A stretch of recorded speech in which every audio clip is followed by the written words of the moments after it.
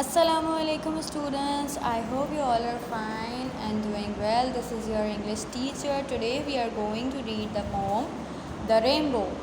हम सबको पता है स्टूडेंट्स रेनबो किसे कहते हैं. एन आर्ट एक ऐसी जो धनक यानी a thing which is full of colours जो आफ्टर रेन जो है वो निकलती है. ठीक है.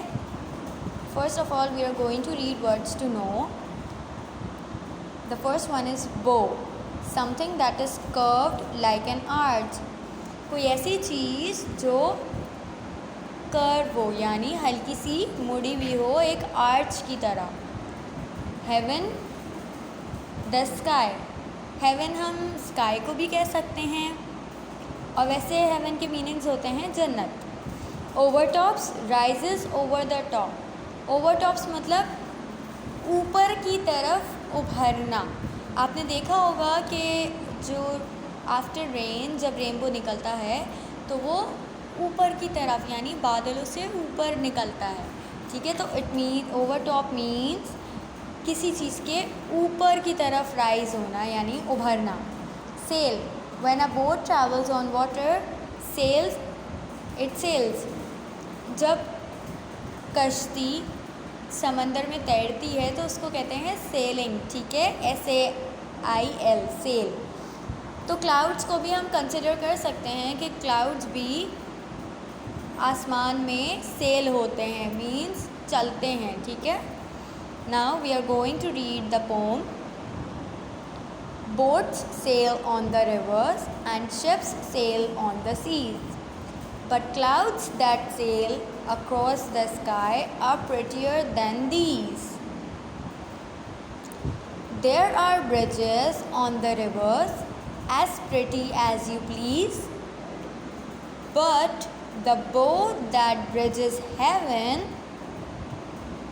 and overtops the trees and builds a road from earth to sky, it is prettier than these.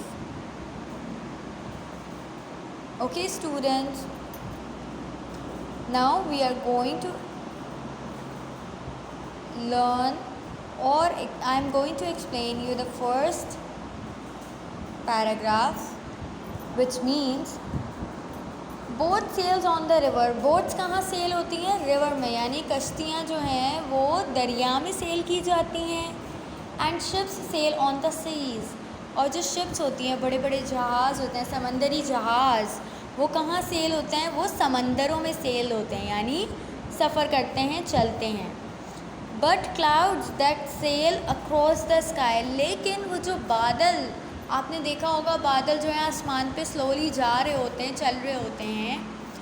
तो उन्होंने कहा कि वो जो बादल होते हैं ना जो आसमान पे सेल कर रहे होते हैं मीन्स चल रहे होते हैं आर प्रेटियर देन दीज यानी बोट्स और शिप्स से ज़्यादा खूबसूरत लग रहे होते हैं.